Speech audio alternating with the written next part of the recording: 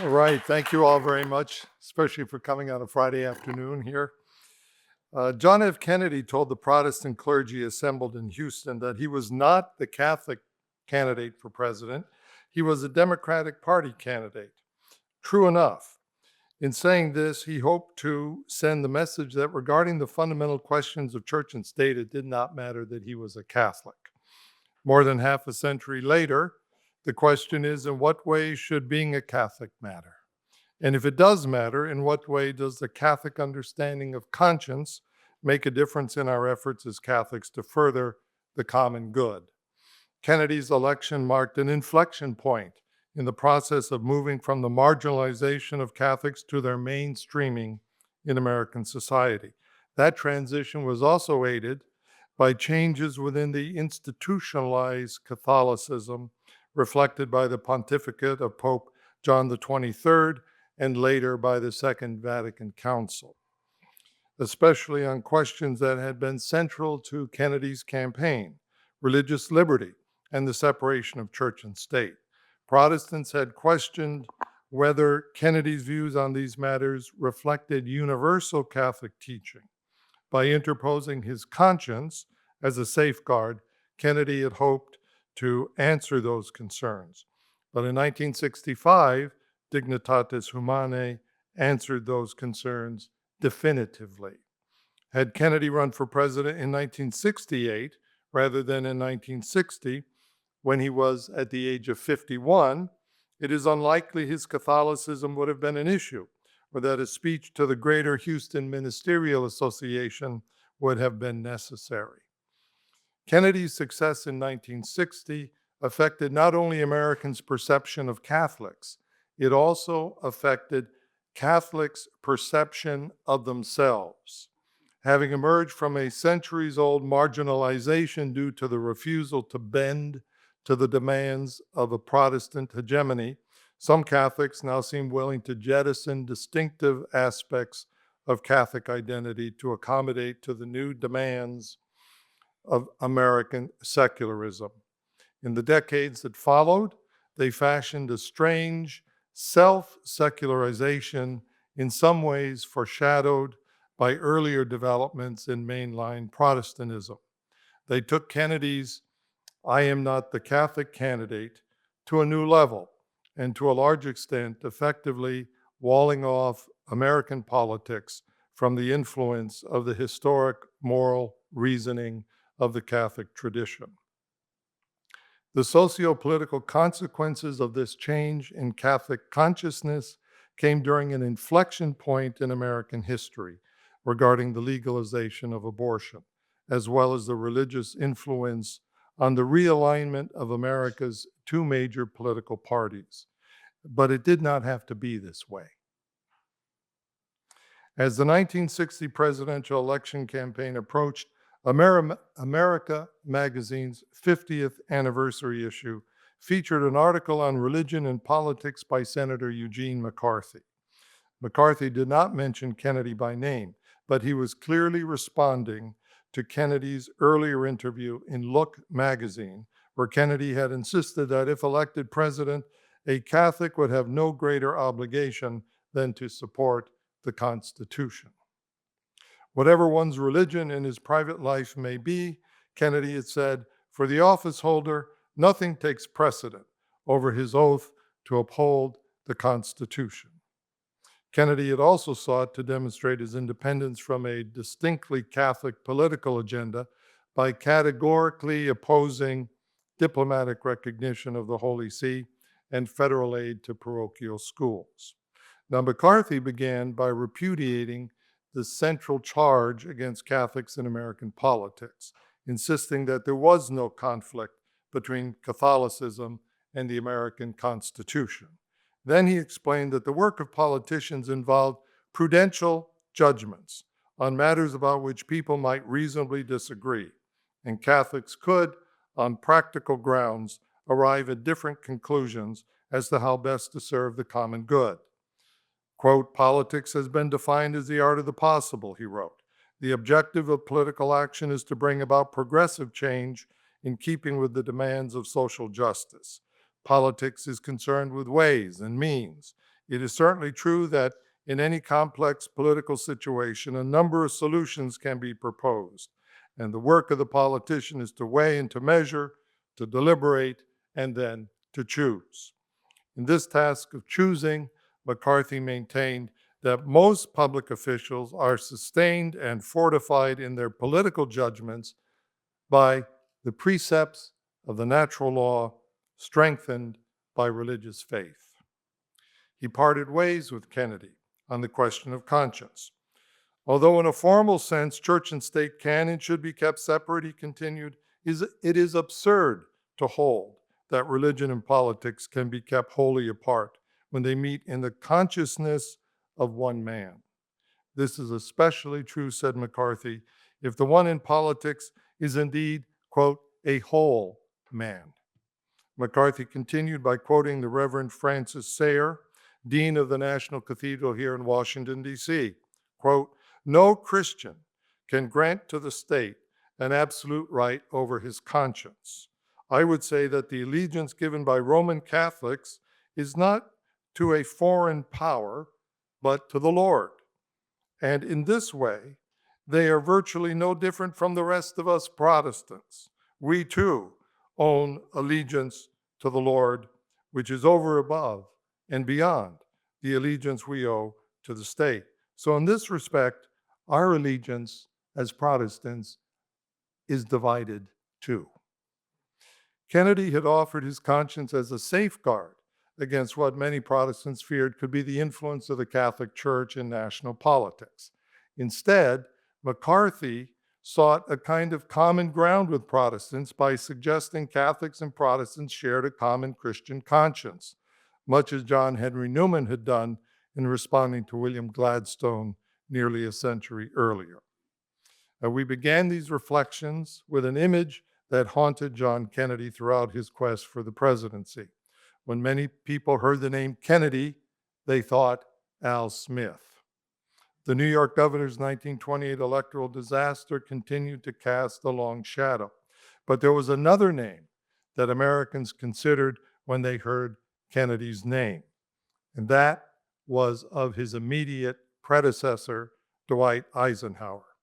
Eisenhower's presidency, and especially his first inauguration ceremony, had sent a religious message on several levels.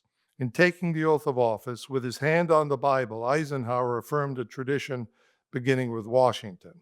Then Eisenhower did something no president had ever done before. He asked the audience to bow their heads as he went to the podium and read a prayer for his inauguration that he had written himself. Eisenhower began meetings of his cabinet by leading a prayer.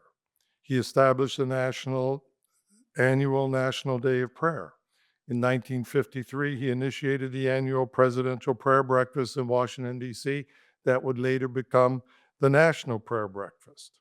Now, some historians account for all this by seeing it as the latest chapter in the ongoing narrative of America's civil religion, describing Eisenhower, quote, as America's civil pastor.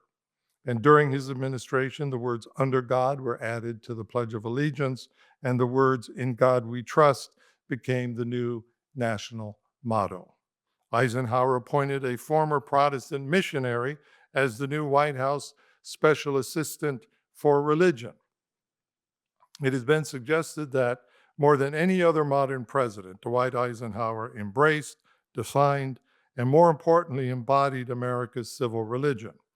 In 1954, Eisenhower appeared in a nationwide television broadcast as part of the American Legion's Back to God campaign. And he said this, by the millions, we speak prayers, we sing hymns, and no matter what their words may be, their spirit is the same. In God is our trust.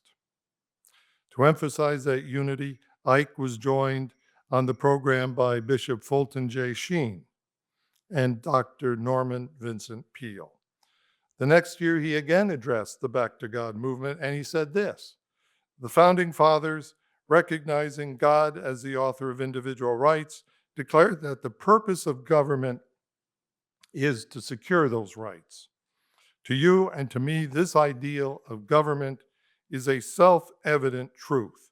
Without God, there could be no American form of government, nor an American way of life. Recognition of the Supreme Being is the first, the most basic expression of Americanism. Thus, the Founding Fathers saw it, and thus, with God's help, it will continue to be. Eisenhower had presented what could be described as the basic tenets of America's civil religion. But whether Eisenhower would have thought of them in that way is unclear. It is just as likely that in saying without God there could be no American form of government, he was thinking about a public philosophy of the anthropology underlying America's constitutional order. Harry Truman had ended the war with Japan by using atomic weapons that had immediately taken the lives of between 110 to 200,000 Japanese. The world was now waiting to see how his successor would exercise such power in the cause of America in its contest with the Soviet Union. When Eisenhower spoke of Americanism, what exactly did he mean? And what did it mean for America's exercise of power? Perhaps Eisenhower's greatest legacy was to have guided America's emergence as the world's nuclear superpower by expressing through his own leadership style how American power ought to be exercised. His advocacy of one nation under God was more than a platform for a civil religion. It was a message to the world that as the world's new superpower, America recognized limits to its own power, and that those limits necessarily followed from an American commitment made prior to its new international influence, the recognition of the universality of the rights which God had bestowed on every human person. At his inauguration, Eisenhower had prayed for discernment to see clearly right from wrong, in order that the actions of the American government might work, he said, for the glory of God. Political boilerplate? Perhaps. But if taken seriously, thinking of America as a nation under God might very well have set a different context for the use of American power, nuclear and otherwise.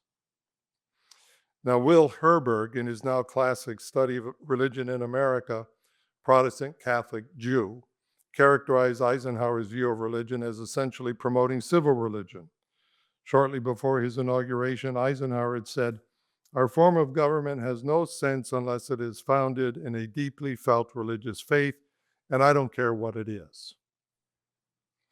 Herberg argued that this apparent indifferentism, that is, I don't care what it is, was not indifferentism at all, but the expression of the conviction that at bottom, the three great faiths were really saying the same thing and affirming the spiritual ideals and moral values of the American way of life.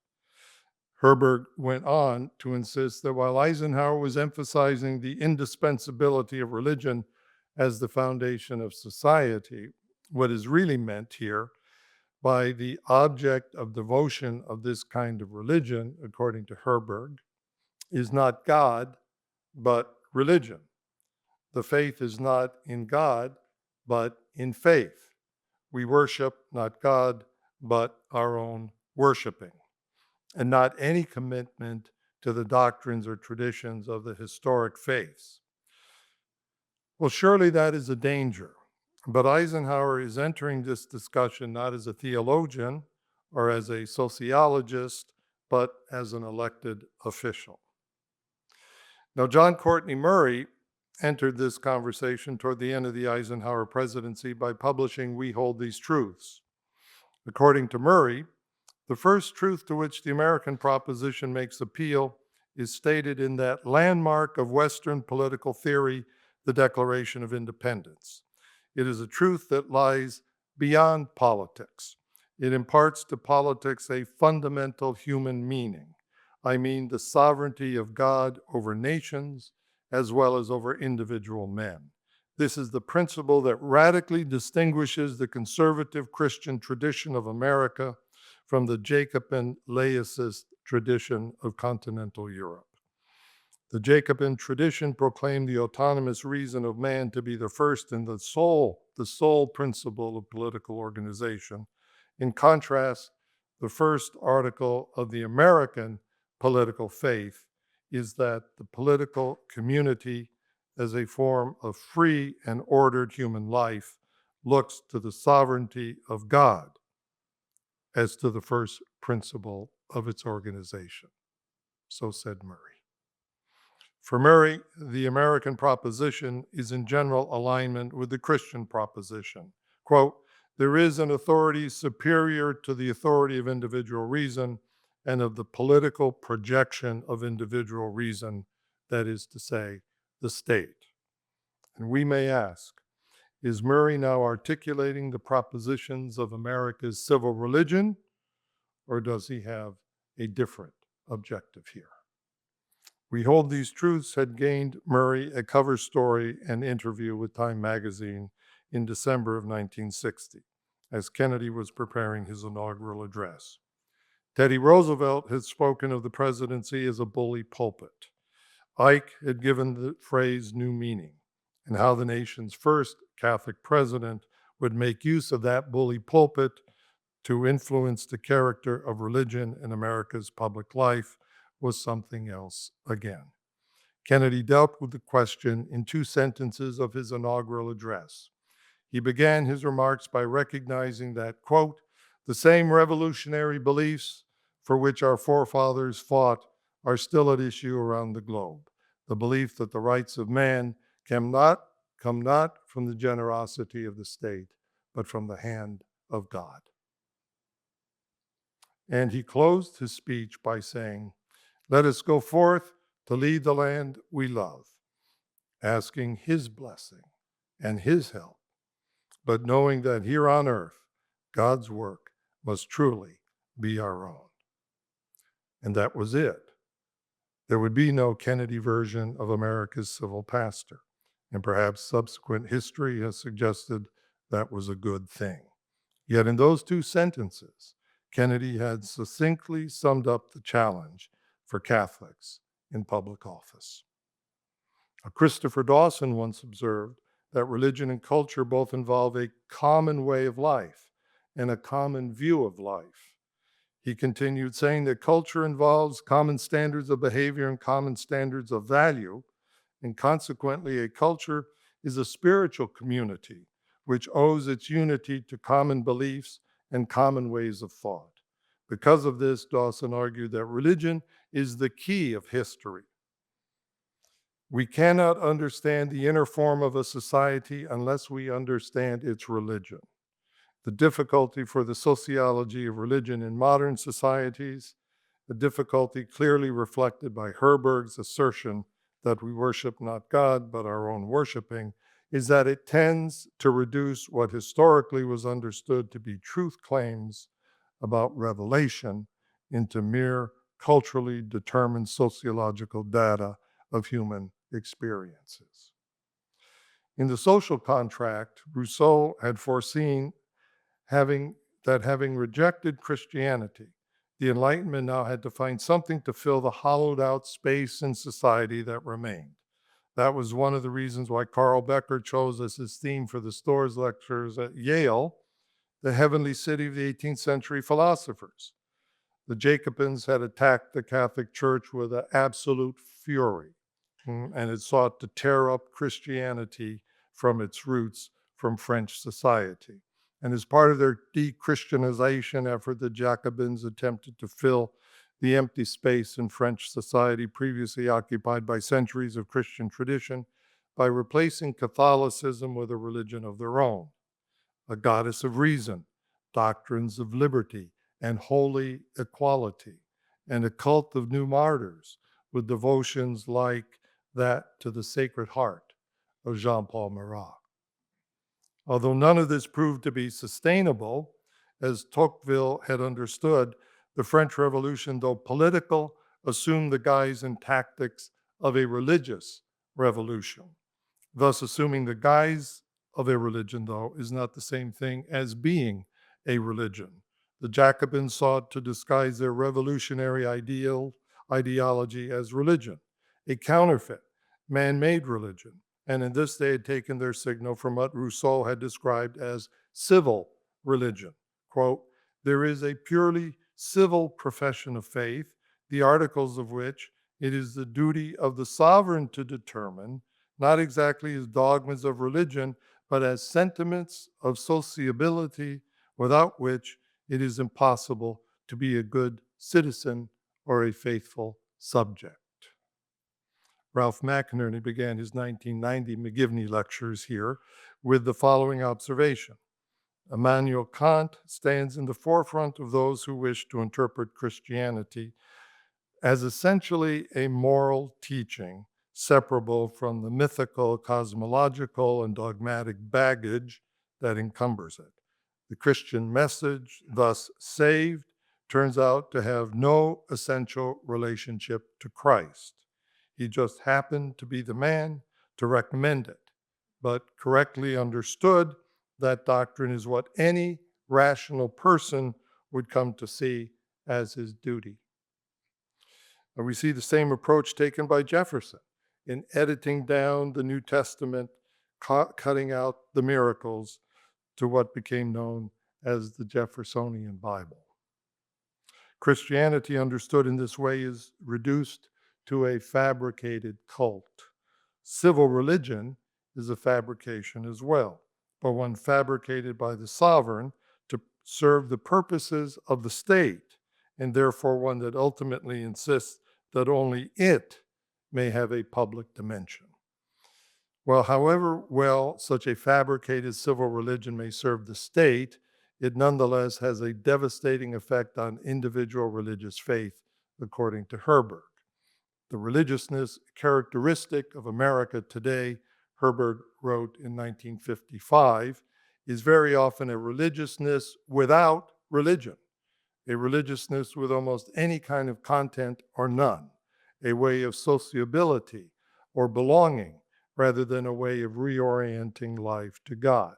It is thus frequently a religiousness without serious commitment, without real inner conviction, without genuine existential decision, what should reach down to the core of existence, shattering and renewing, merely skims the surface of life, and yet succeeds in generating the kind of sincere feeling of being religious. Religion thus becomes a kind of protection the self throws up against the radical demands of faith. The decisive term here, I think, is reorienting. Civil religion looks to reorient the individual to the social and political demands of the state, whereas Judeo-Christian tradition understood religion as the reorientation of the believer to God, and in understanding both the private and public consequences of that reorientation. Robert, now Cardinal McElroy, provides a helpful description of civil religion. Quote, "God was seen as the guide and protector of the nation, but substantial religious convictions were not allowed to interfere with national policy.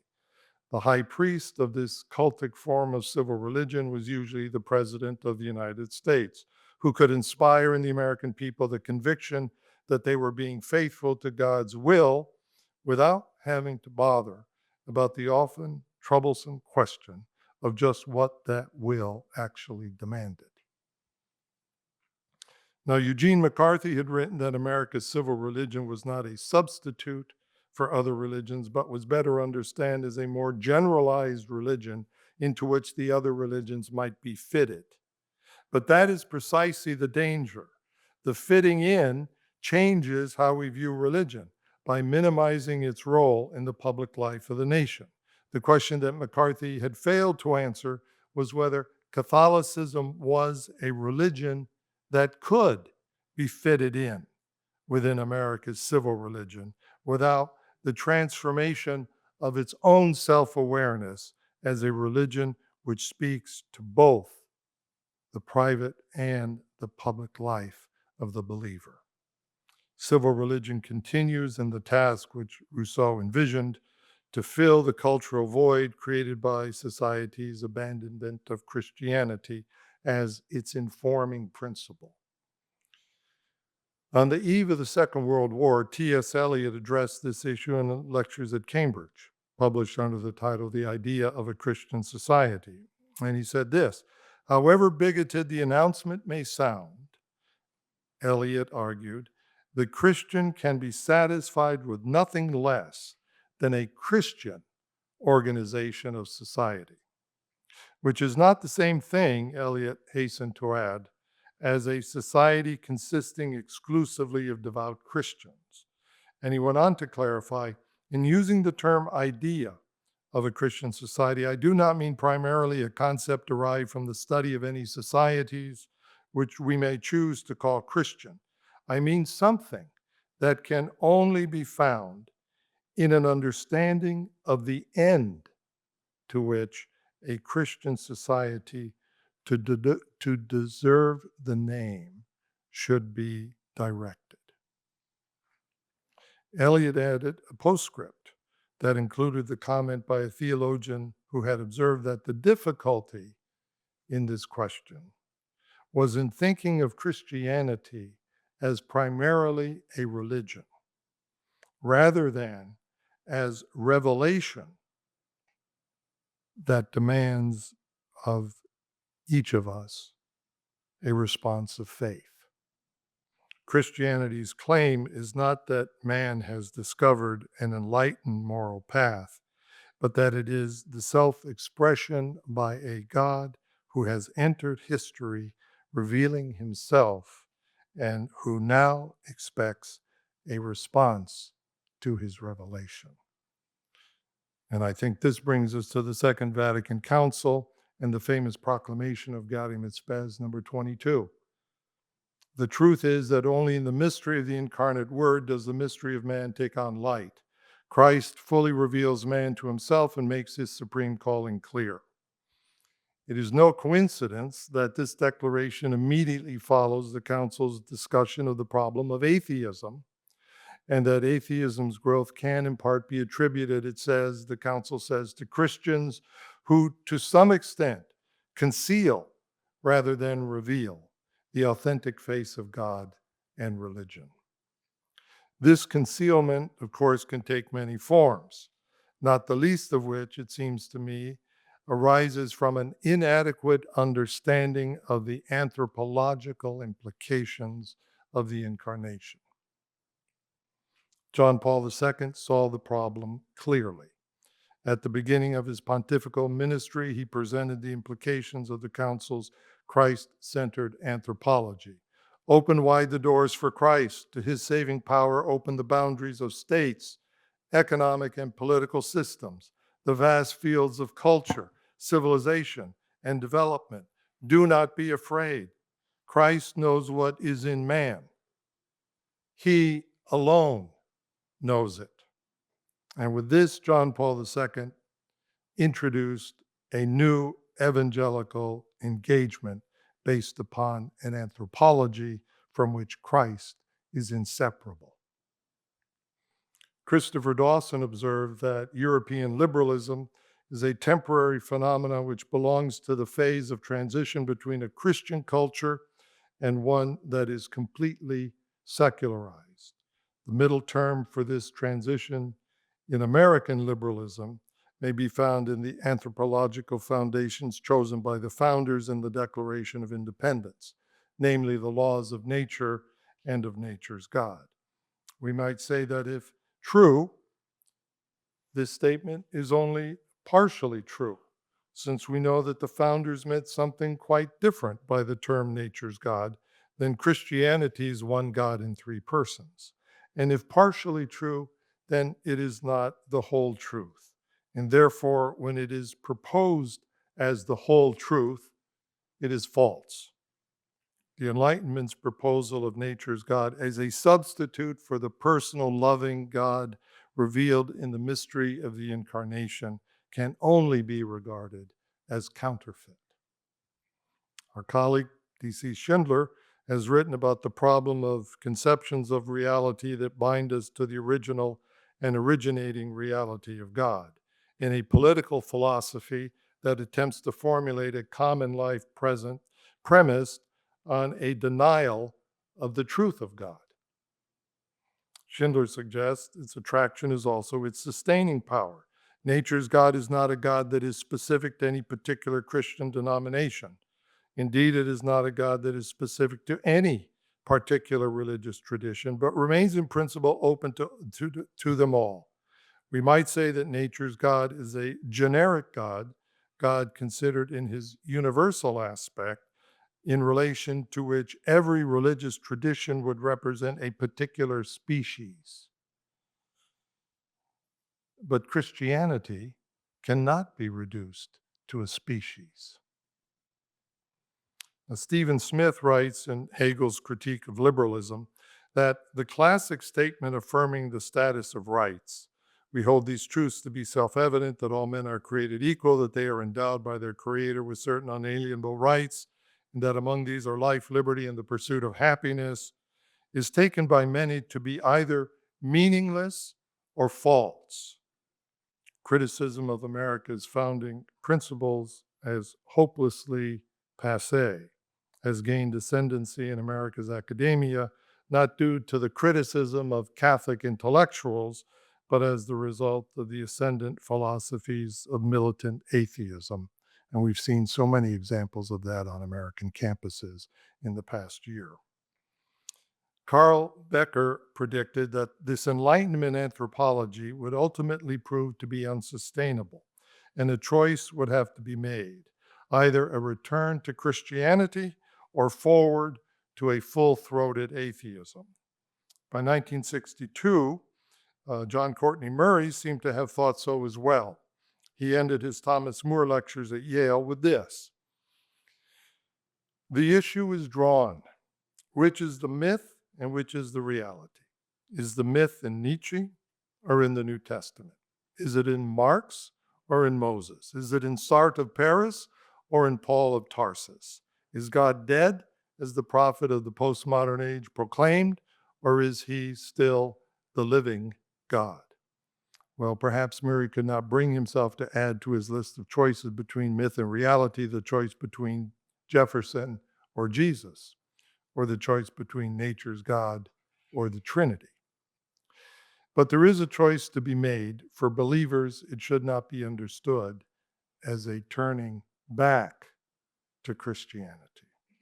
In Gift and Mystery, John Paul II defined what is meant by this choice for Christianity. He said, "In every age, the greatest task is each day to discover our today in the today of Christ. This today of Christ is immersed in the whole of history. If we immerse our human today in the today of Jesus Christ, there is no danger that we will become out of date, belonging to yesterday. Christ is the measure of every age. We are called to see Christ as the measure of this age, of this American age." So what would it mean to see the today of America in the today of Jesus Christ? And it brings us, I think, at this point, if I may say, to the witness of the greatest Catholic statesman in the history of the English-speaking world. It is difficult to speak about St. Thomas More without feeling that your treatment, as Ronald Knox once observed, has been ridiculously inadequate, that you've only touched the fringes of the subject, but I'll try nonetheless. On the 400th anniversary of Thomas More's death, G.K. Chesterton observed that he is more important at this moment than at any moment since his death, perhaps even the great moment of his dying. But he is not quite as important as he will be in about 100 years' time. Well, we're nearly at that 1 century mark, and More's designation as not only saint, but as the patron saint of statesmen testifies to his growing importance at least in the eyes of Catholics. In declaring Thomas More the patron of statesmen and politicians, John Paul II said, there was a need in the world of politics for credible role models able to indicate the path of truth. John Paul II continued that More exemplified a fundamental truth of political ethics in his passion for truth and witnessed to the matchless dignity of the human person. But in what way may we see More realistically as a model for politicians today? And we may see saints as statesmen in the city of God, but here in the United States, Chesterton described More as a mystic and a martyr, and it is here, I think, that he is especially important today. More's passion for truth can be seen throughout his life, especially in his advocacy of free speech. As Speaker of the House of Parliament of Commons, he was the first member of Parliament to be recorded making a principled argument for free debate in that assembly. More contended that free and open debate was needed to ensure that Parliament fulfilled his responsibility. The king deserved good and wise counsel, and for that to occur, More insisted the king needed honest counsel, and that required respect for conscience and open debate.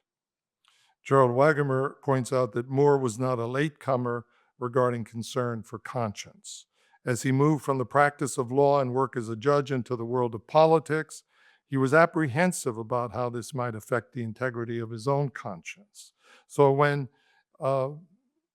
Henry VIII invited More to serve at court, More did not immediately agree. Instead, he asked Henry directly, if he accepted, would the king respect his conscience regarding the counsel he might give him?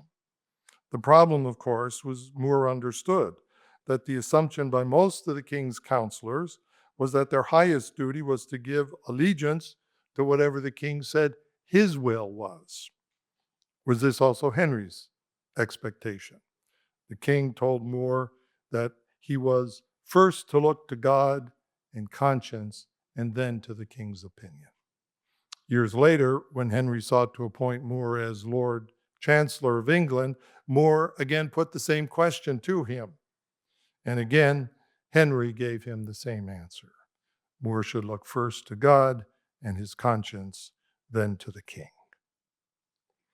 And Wegemer makes the observation, he believes this is what More was referencing in his last words. I die the king's good servant and God's first. More had entered the service of the king with his eyes open. Earlier, More had written a biography of the vile and treacherous King Richard III. Richard had reached the throne by murdering his nephew, young Edward V, and his brother, after they had been entrusted into Richard's care by their mother. More's Richard III is a testament, really, to his deep understanding of and scathing contempt for the immoral, self-serving ruler and the enablers that surrounded him in his court. Well, More's better-known work, Utopia, begins with a very broad reflection on whether the virtuous man ought to engage in politics, given its corruption and its many ethical complexities. Both Richard III and Utopia stand as a testament, really, to More's own sense of civic duty and the role of conscience, years before he entered the court of Henry VIII. But when we think of Henry VIII, we may see the image of that individual who the Lutheran Philip Melanchthon described as the English Nero. But this was not the Henry who attracted More to his court. That Henry was widely regarded as one of the most charismatic rulers to sit on the English throne and, quote, the golden hope of the new learning throughout Europe. But there was also obviously a sense of disaster surrounding Henry. What would happen should the king not have an heir? And lurking behind discussions of the king's great matter of divorce and remarriage was the long shadow of the War of the Roses, right? When Christian knights and their armies of the House of York and Lancaster killed each other by the thousands without mercy. In one day, 30,000 were killed. The problem wasn't that no one could imagine such a thing happening again. The problem was that everyone could very well imagine it. And they believed the King's Lord Chancellor, Thomas More, had no higher duty than to ensure that it did not happen again. In other words, get the king a wife who could get him an heir. Well, by the end of 1532, while Henry VIII was still married to Catherine of Aragon, Anne Boleyn became pregnant, and early in 1533, she was secretly married to Henry while he was still married to Catherine. And so now the king had to find a way to annul his marriage to Catherine and validate his marriage to Anne, or face the double scandal, not only of illegitimacy, but of bigamy. And so the Reverend Thomas Cranmer, the Boleyn family chaplain, was appointed Archbishop of Canterbury and was prepared to issue an annulment of the marriage to Catherine and legitimize his marriage to Anne. But first, Henry needed to cut off Catherine's right of appeal to Rome. That he accomplished by Parliament passing the Act of Restraint of Appeals. Soon thereafter, Henry's marriage was dissolved. Anne was crowned queen, and 3 months later, the future Queen Elizabeth was born. Then Parliament passed 3 laws to solidify Henry's control. The Act of Annates, providing that bishops would be chosen by the king rather than the pope. The Act of Succession, affirming Henry's marriage to Anne, and the Act of Supremacy, making Henry the supreme head of the church in England, and requiring the king's subjects to take an oath affirming what Parliament had done regarding the king's marriages. Well, More refused to take the oath, and he refused to say why he would not take it. And as a result, he was imprisoned in the Tower of London and all his property forfeit. And while More was in the Tower, Parliament enacted the Act of Supremacy and the Treasons Act, making it treasonable to maliciously, by words or writing, seek to deprive the king of any of his titles, especially that of the supreme head of the church in England. Within 2 years, Henry had accomplished an astonishing legal transformation in royal power. Henry's supreme headship was now essentially without any qualification or restriction. He was now not only emperor in his own kingdom, but pope as well. Henry had once remarked that he could bend Parliament to his will as Odysseus had been able to bend his famous bow. But not quite.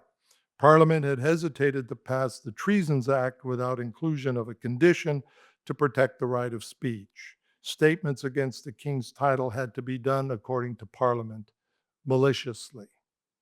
But it made no difference.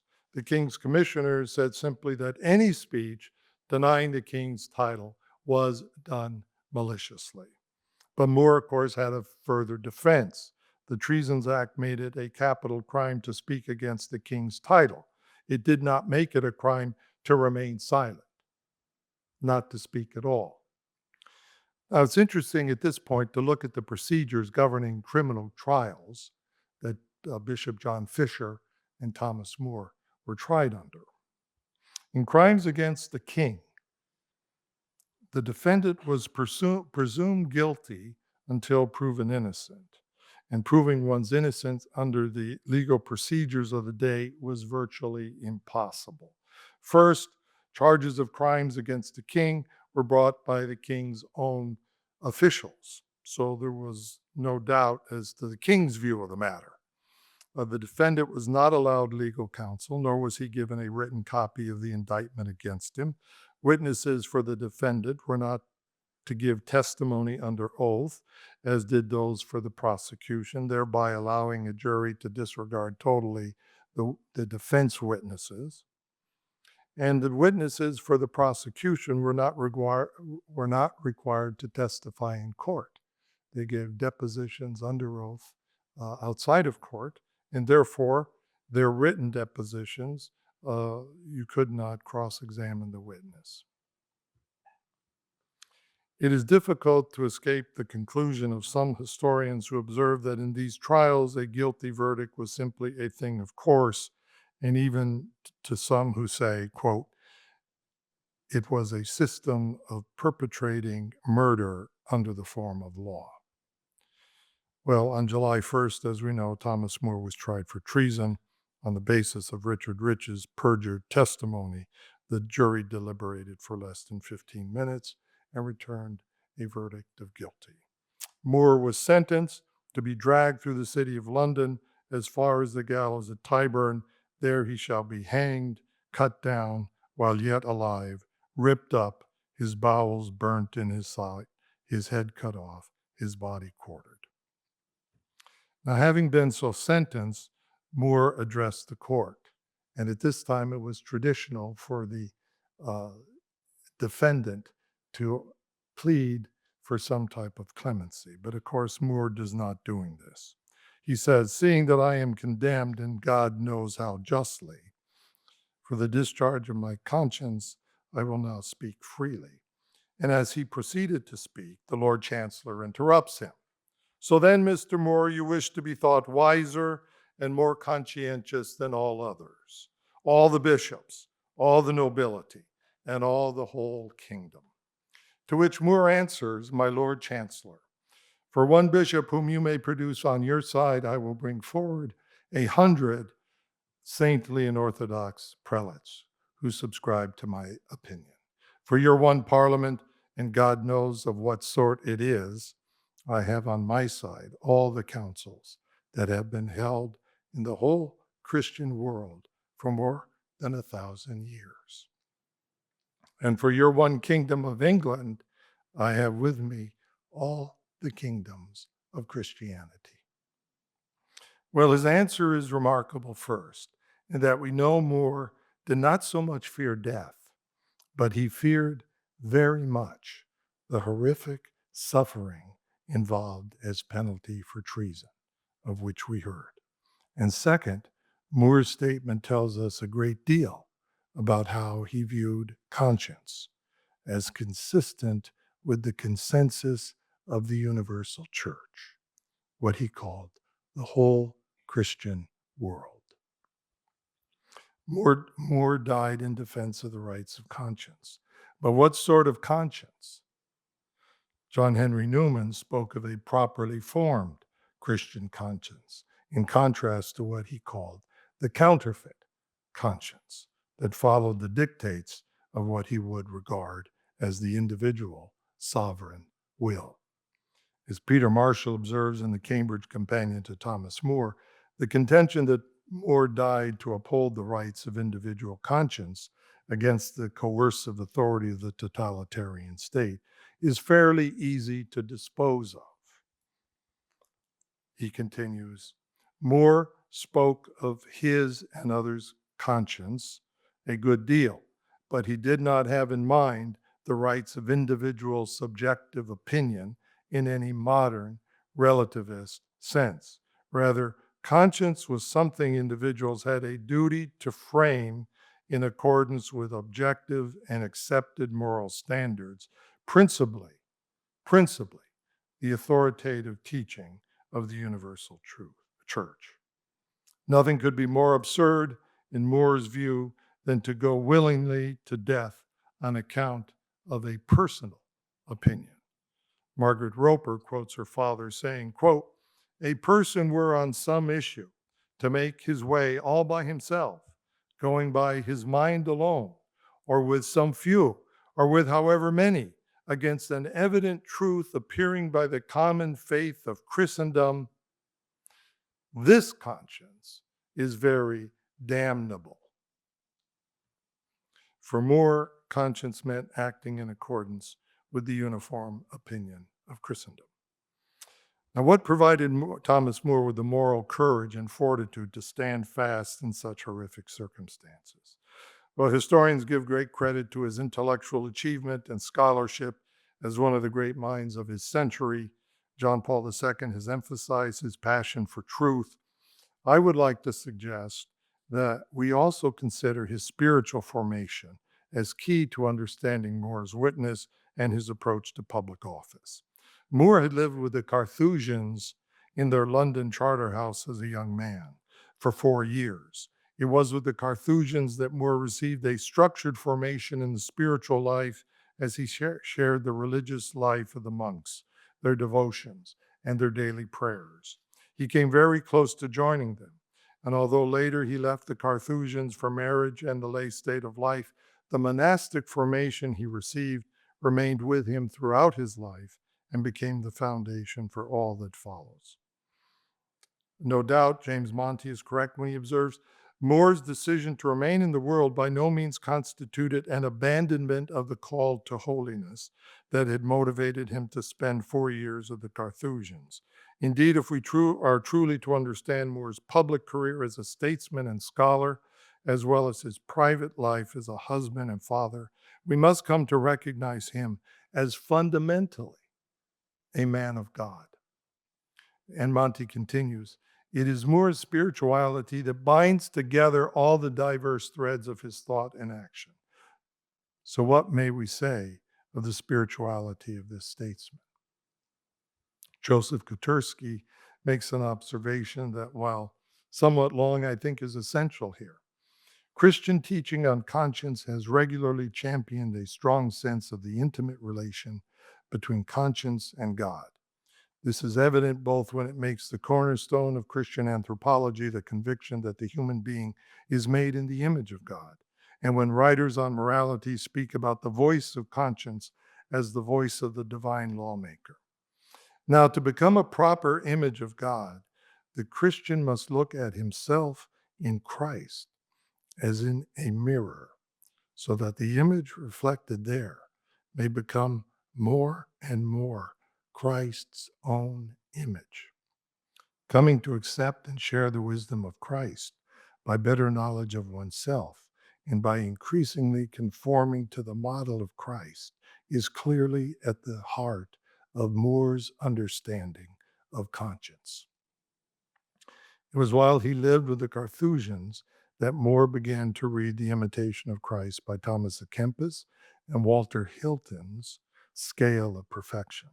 Both books became his regular spiritual reading throughout his life, and each gives us a profound insight into the spiritual life that in a large measure never departed from the monastic formation he received with the Carthusians. Although little known today, The Scale of Perfection was the most widely read and possibly the most popular of the English medieval masters of spirituality. And as the title suggests, the work is a guide to contemplation, spiritual growth, and the life of charity inwardly experienced through the spiritual virtues. What must have been part of Hilton's appeal to Moore is his understanding of the active life and its duties for the layman in the world, especially those who enjoy wealth and who hold positions of rank, authority, and responsibility over others. And although he was an Augustinian monk, Hilton did not write for the cloister, but for what he said were good Christians in the world. Throughout his life, Moore maintained what we might describe as a monastic discipline, waking up at 2 a.m. for 5 hours of prayer and study. Later in the morning, he would lead his family in the recitation of various prayers and scripture readings. Moore attended daily Mass, and on Friday he would retire to his private chapel to spend the entire day and often the night in prayer and spiritual exercises.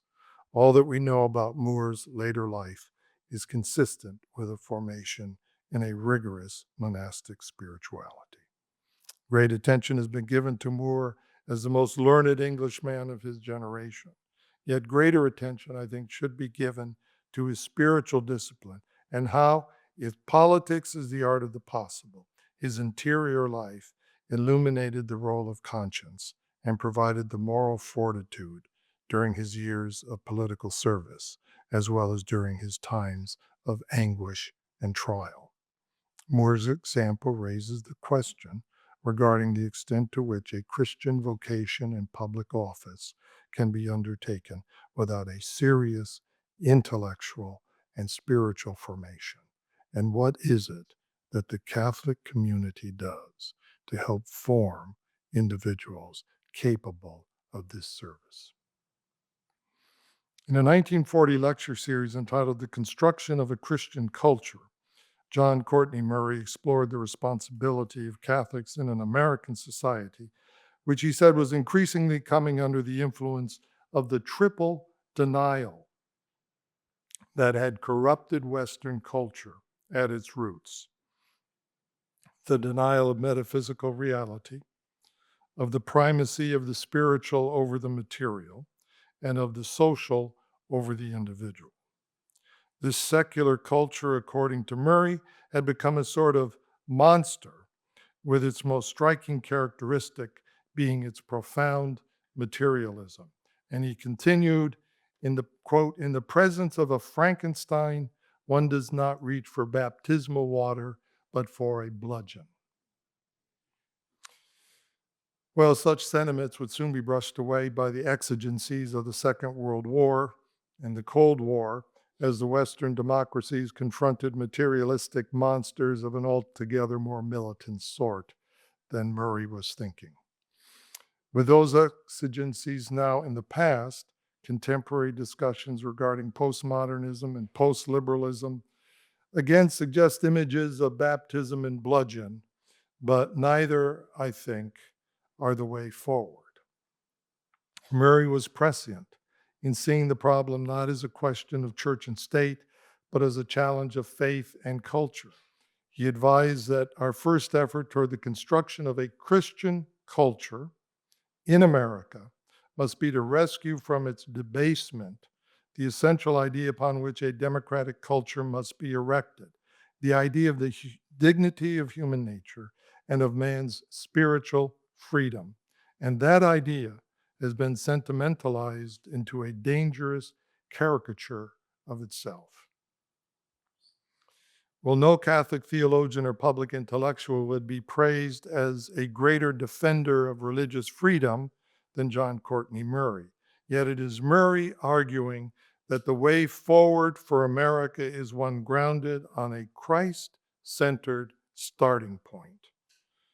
Quote, "The traditional theology of the incarnation must be the first creative principle of our Christian culture in that it gives to us the Christian idea of the dignity of human nature and its natural superiority over the material world, so that the traditional theology of the Trinity must be the second creative principle, for it gives us the Christian idea of personality and its relations to the community." It is the image of the human person with a soul, stamped in the image of the most blessed Trinity given us in Christ, that Murray said, we must give to America. It alone will fill up the spiritual void that exists at the center of our culture, and that it explains its materialism and its profaneness. And it alone will be the interior, vital principle that will give to our democracy and its economic achievements a spiritual purpose and hence a permanent vitality. And this is so, Murray continued, because as Catholics we are called to understand the difference between reality and myth. Quote, "It is not within the providence of intelligence and will actually to create a spiritual order for human life. In fact, they do not have to. That spiritual order already exists. It is objective, given. It is for man to discover it by his intelligence and submit to it by his will. Consequently, all man's cultural effort is at bottom an effort at submission to the truth and the beauty and the good that is outside of him, existing in an ordered harmony, whose pattern he must produce with his soul by conformity with it." When I began these lectures, I did not foresee John Courtney Murray as having so prominent a role as my research has demonstrated to be necessary, especially regarding those who, while moving away from traditional Catholic teaching, have claimed him as an authority. These lectures cannot give a comprehensive account of Murray's thinking, other than to suggest that much of that reliance has been on the part of those theologians, well, to put it charitably, an overreach. Nonetheless, I would like to suggest that Murray's idea about the Christocentric anthropology required to renew a Christian culture in America is well worth our consideration, and how the implications of the Christ-centered anthropology of the Second Vatican Council, developed further by Pope John Paul II and examined by members of our own faculty, such as our late colleague David L. Schindler, now have made such a discussion throughout the Catholic Church in America a timely necessity. John Paul II believed in politics as the art of the possible, and he demonstrated what those possibilities could be in Poland. Father Josef Tischner wrote that the spirituality of the solidarity movement in the 1980s was to be found in what he called the solidarity of consciences, saying that conscience is the foundation of solidarity. And John Paul II would say the task of the Catholic statesman is not to work for a return to a confessional state. He had to recognize the legitimate autonomy of civil society and that our political institutions are to be respected. But the way forward, he said, was to be through a great mobilization of consciences and a united ethical effort, thus bringing conscience to the center of the political world. Yet for such a general mobilization of consciences to occur, it is necessary that the formation of conscience, the relationship between freedom of truth, must be reestablished. Otherwise, the Pope writes, when freedom is detached from objective truth, it becomes impossible to establish personal rights on a firm, rational basis, and the ground is laid for society to be at the mercy of the unrestricted will of individuals. And the central truth that John Paul II recognized on his first trip to Poland was this. To Poland, the church brought Christ, the key to understanding that great and fundamental reality that is man. For man cannot be fully understood without Christ. He cannot understand who he is, nor what his true dignity is, nor what his vocation is, nor what his final end is. He cannot understand any of this without Christ. Therefore, the Pope continued, Christ cannot be kept out of the history of man in any part of the globe, at any longitude or latitude or geography.